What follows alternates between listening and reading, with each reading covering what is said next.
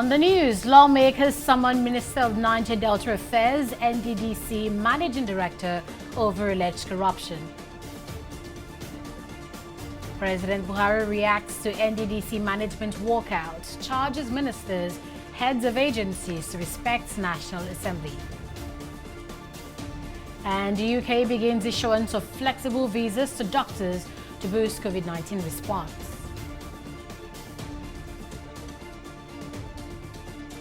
Thanks for joining us on News Now on TV360 Nigeria. I am Annetta Felix. Minister of Niger Delta Affairs, Godswill Akpabio, has been summoned to appear before the House of Representatives Committee on the NDDC to defend allegations of illegal expenditure and mismanagement by the Commission. The lawmakers also summoned the Managing Director of the NDDC, Keme Bradikuma Ponde. Both men are to make presentations before the committee on Monday, July 20th, 2020. The lawmakers took the decision after a researcher, Kolawole Johnson, alleged that top officials of the commission, including its executive director of projects, Cairo Ojugbo, and managing director Ponde, diverted monies meant for students on the scholarship into their personal accounts.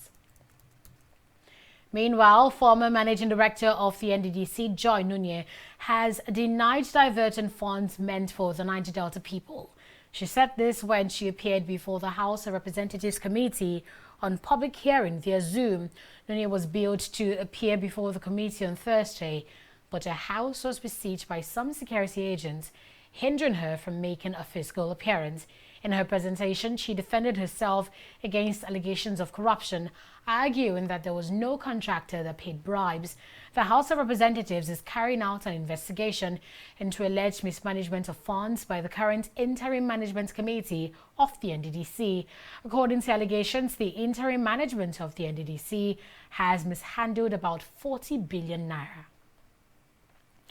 President Muhammadu Buhari has warned ministers and heads of government agencies not to disrespect or undermine the National Assembly. The warning is coming hours after management of the Niger Delta Development Commission, NDDC, walked out on a House of Representatives Committee probing the finances of the NDDC. Speaking after a meeting with President Buhari, Senate President Ahmed Lawan said the National Assembly is committed to improving the working relationship between the executive and legislative arm of government. Whatever we would do to ensure that the administration work for Nigerians, we will do that. And this is to enhance the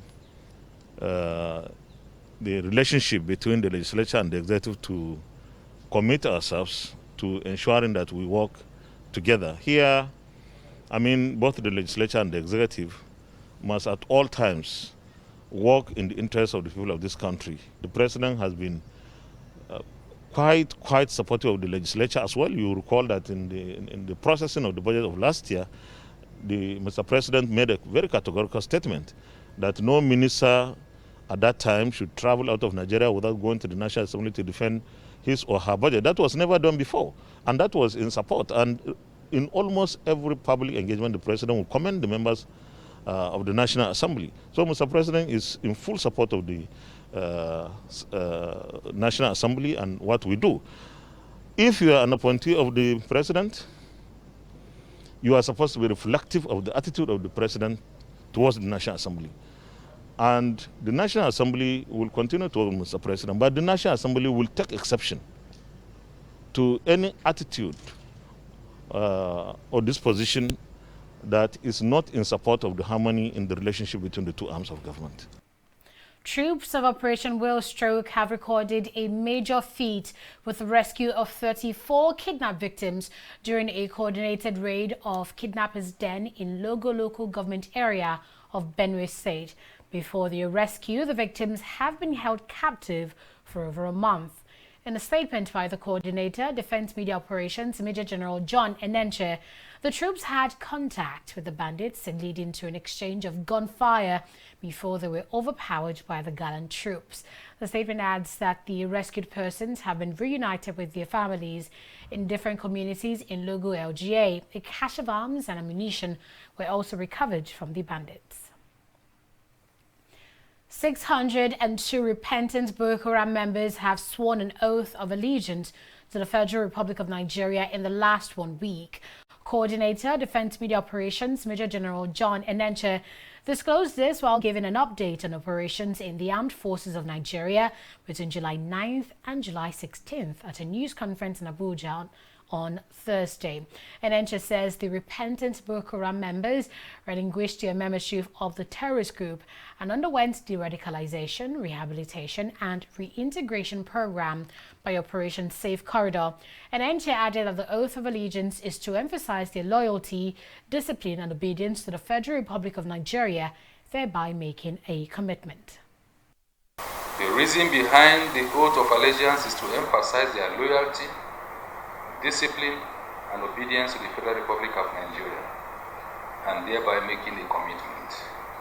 The implication is that at the end of the program, if they commit any offense, they stand to forfeit all privileges and will be liable for offense against the state.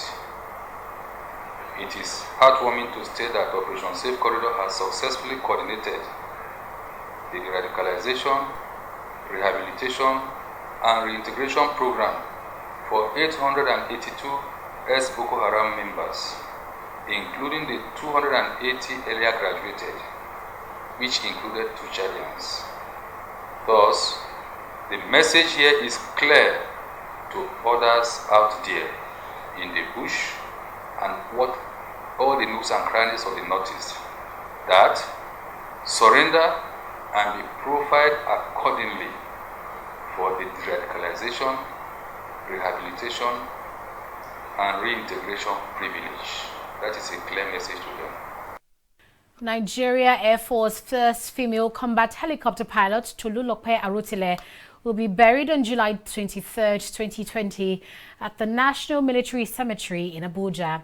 Chief of the Air Staff, Air Marshal Sadiq Abubakar, revealed this on Friday when he received some members of the Federal Executive Council who visited to condole with him over the unfortunate demise of a young NAF pilot.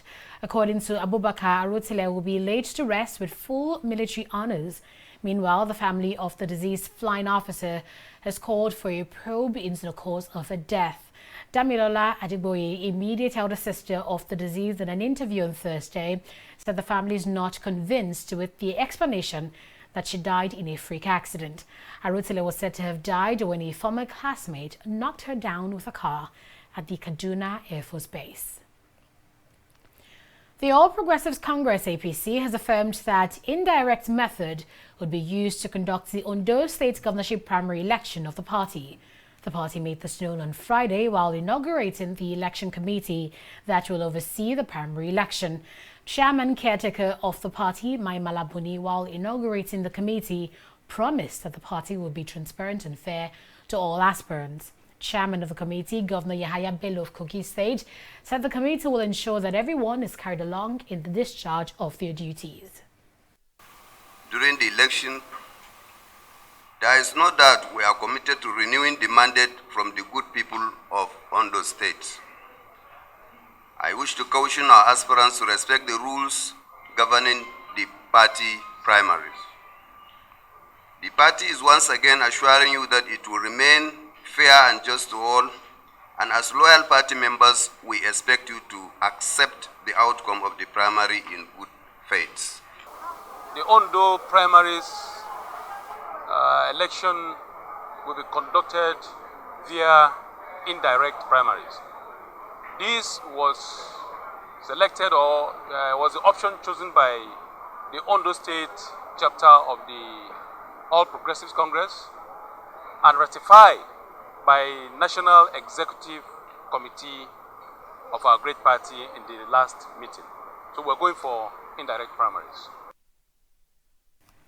National Information Technological Development Agency (NITDA) has commenced a training session for Nigeria Information Technology Reporters Association (NITRA). The 5-day training program is geared towards upgrading the skills and knowledge of selected participants.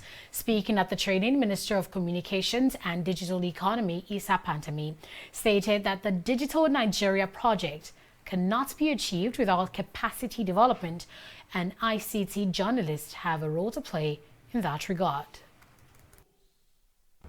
In Nigeria, you are in the forefront to promote multimedia journalism or online journalism, as the case may be. That is why we can see our print media today, they still maintain online platforms, at least to complement one another, which I think is very important, and we feel you are in the better position to promote that, so that in the next few years, we are going to embrace multimedia journalism throughout our country, and there are many benefits of that. As we are set to embrace this new normal, we need to reskill ourselves. And it has been proven, or we have seen it, the only thing that works well under this pandemic is digital technology. If journalism survives this pandemic, which I believe it will, like all other business, it needs to embrace technology to thrive, because we have witnessed infodemic under this pandemic because of lack of journalistic ethic. Therefore, you need to embrace digital technology to help you deliver or work professionally. Let's take a break here, but still to come. Chief Judge of the Federal High Court of Nigeria, Justice John Toho, goes into self-isolation as one of his aides tests positive to COVID-19.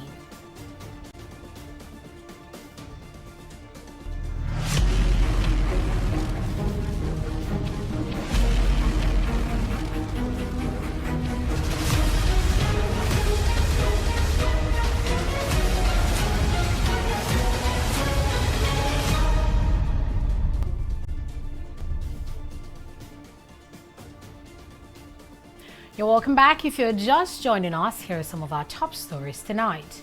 Minister of Niger Delta Affairs, Godswill Akpabio, has been summoned to appear before the House of Representatives Committee on NDDC, and that's to defend allegations of corruption levied against the Commission. Also summoned to make presentations on the alleged corruption is Managing Director of the NDDC, Kemi Kuma Ponde. Both men are to make their presentations on Monday, July 20th, 2020. President Muhammadu Buhari has warned ministers and heads of government agencies not to disrespect or undermine the National Assembly.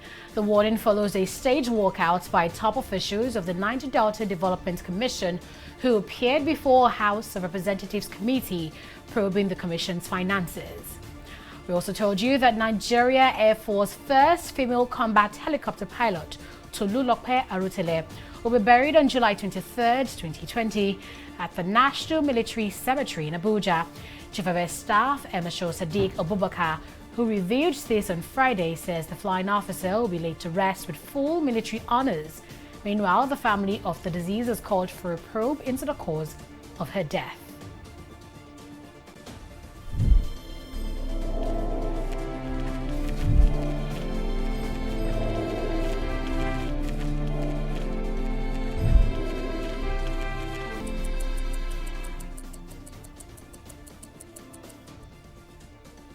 The number of COVID-19 recoveries in Nigeria now stands at 14,292, and that with the discharge of 293 new patients.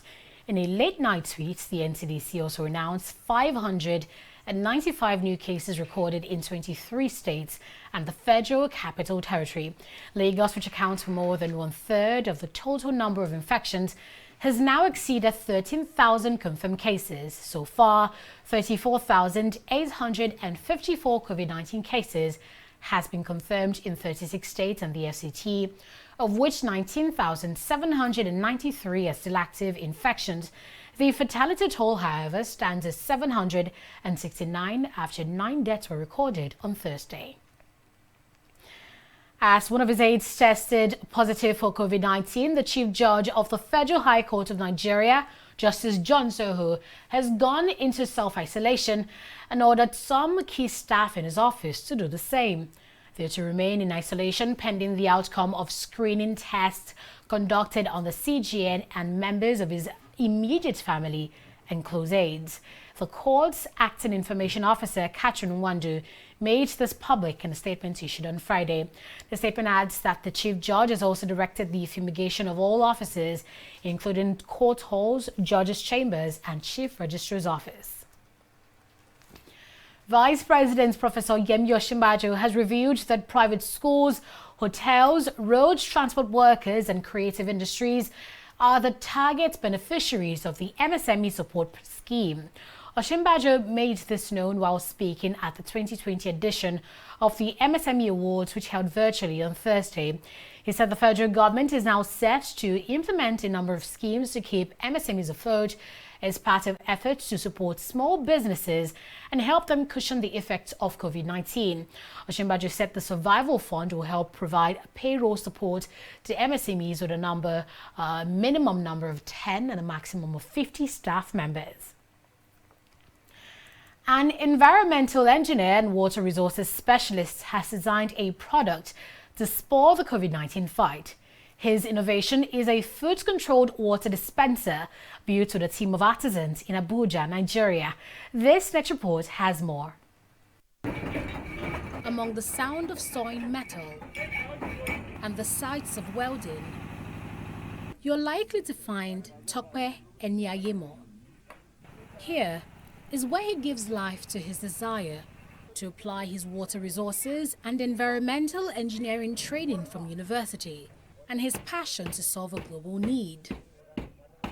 The World Health Organization recommends frequent hand washing as a way to flatten the curve, so Ty is building a food-controlled hand washing system to support the battle against COVID-19.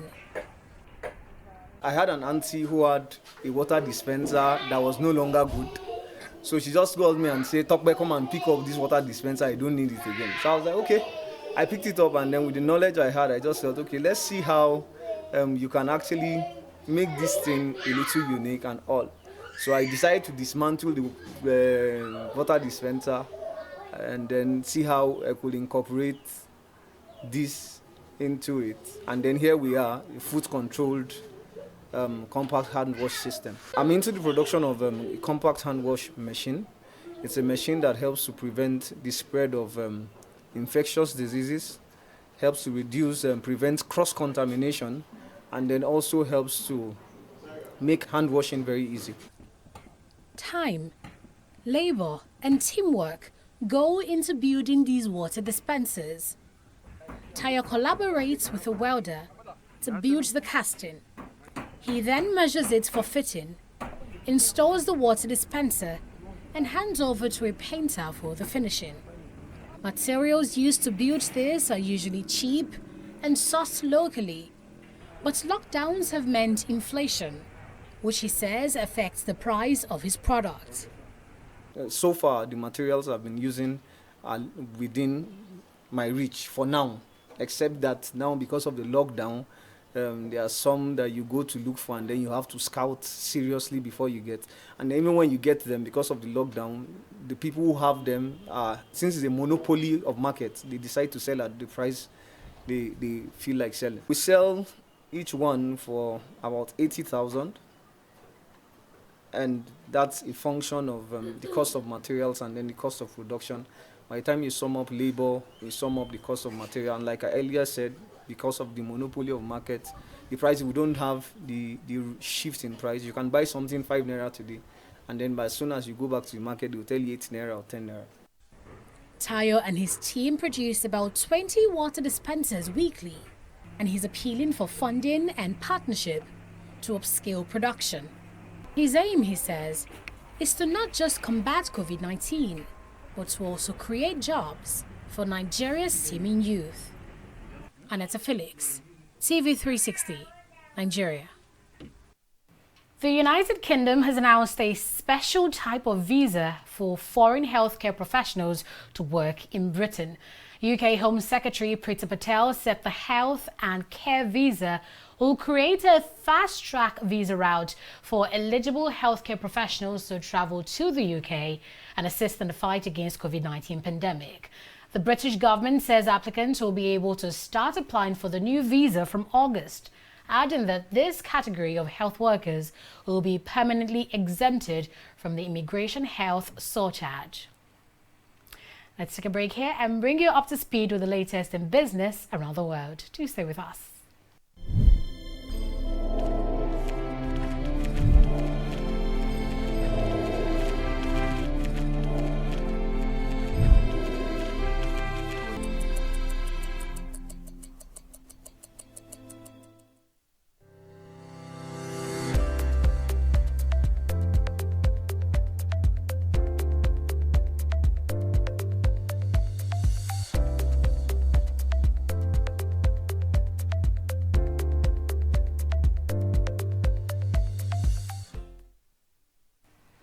You're welcome back. Let's hear now join Fidelia for the latest business stories. Thank you very much, Annetta. Nigeria's inflation rate has risen to 12.56% year-on-year in the month of June 2020.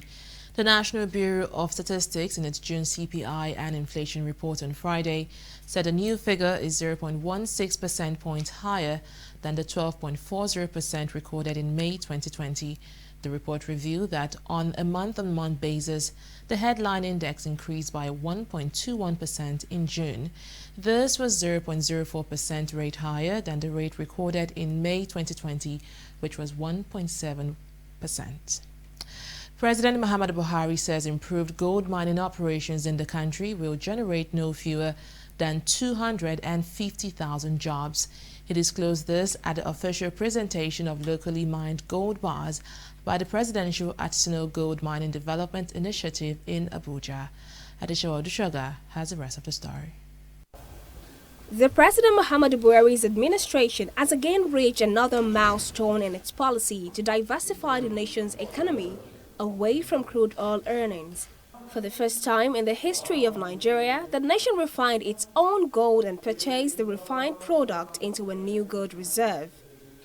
While receiving the country's first artisanally mined 12.5 kg gold bar at the presidential villa in Abuja, President Buhari said this initiative would support efforts at creation of jobs for Nigerians, diversifying the revenue base, and improving foreign exchange reserves. We expect that close to 250,000 jobs would be created for improved gold mining operations. These operations will help in diversifying our revenue base. The sale of gold by artisanal miners and SMEs at accredited centers will help the government in realizing royalties and taxes from the sale of these assets.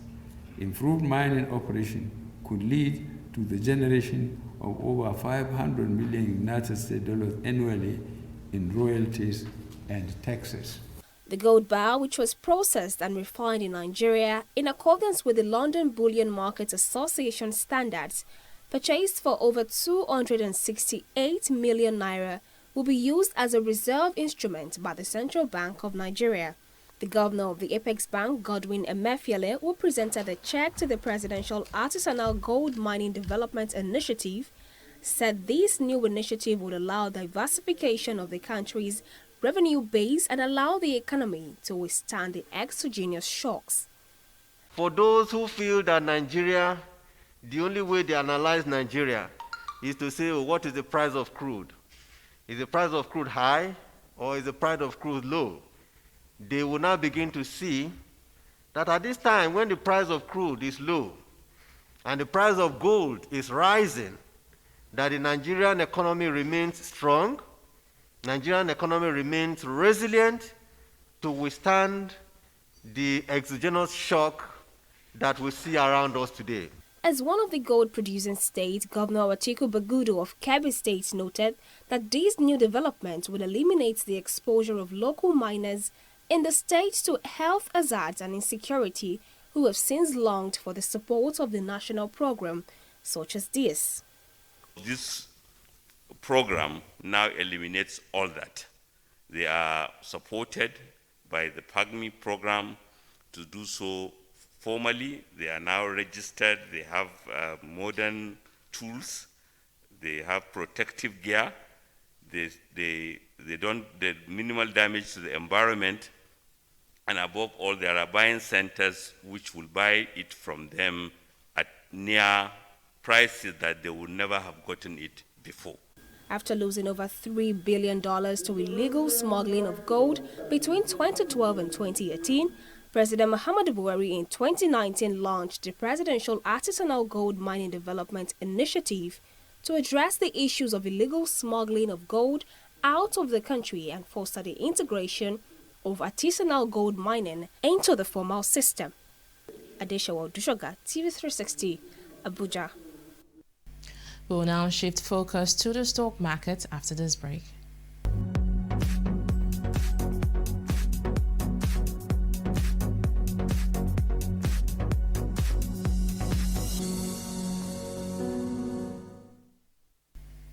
Nigeria's equities market is closing negative amid rising inflation and a drop in the value of the naira. The negative outlook inspired profit-taking activities, which pushed the all-share index down to 24,287 basis points, and that's a drop of 0.17% when compared to yesterday's 24,330 points. The consumer goods sector witnessed the biggest sell-offs today, with two of its biggest equities topping the pack of 12 losers. Now a drop of 7 kobo. Niger Breweries leads the pack of losers, and the consumer goods stock, which opened trading this week at 34 naira and 5 kobo, fell to 30 naira at the close of trading today. Guarantee Trust Bank, Dangote Sugar and NEM PLC also closed negative, sitting on the second, third and fourth spot of the losers chart. Well, despite the downtrend, 10 equities managed to garner some gains today, and the pack is led by Adova PLC, Dangote Sugar right here, GlaxoSmithKline and NACO. Well, let's now move to the market summary. We can see that trading activity closed quite mixed as the volume of traded equities dropped while the value hiked, and that's when compared to what the market closed with yesterday. On the foreign scene, we can see that FTSE 100 managed a positive finish on today's on hopes of vaccine progress provided the main catalyst for the limited gains. The Dow is, however, closing negative right here as major blue chip equities on the markets witness massive sell-off. The Nikkei also shares the same fate, dropping by 0.32%. That is from the world of business. It's back to Annetta Phillips. Thanks for the business update, Fidelia. An update here for you regarding the killing of Fahim Saleh, the personal assistant to the founder of the Nigerian ride-hailing app, Gokada, has been reportedly arrested in connection to the murder of the 33-year-old tech entrepreneur. Saleh's body was found dismembered and decapitated in his luxury condo on Tuesday after CCTV showed a masked man follow him to his apartment. The suspect, identified as Tyrese Spiel, aged 21, is expected to be charged for murder.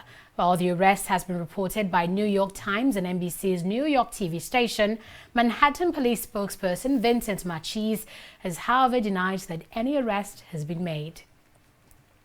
Spain midfielder Thiago Alcantara is set to join Premier League champions Liverpool after stalling over signing a contract extension at Bayern Munich. According to reports, Liverpool manager Jurgen Klopp wants to sign the player, but the club have yet to agree on a transfer fee.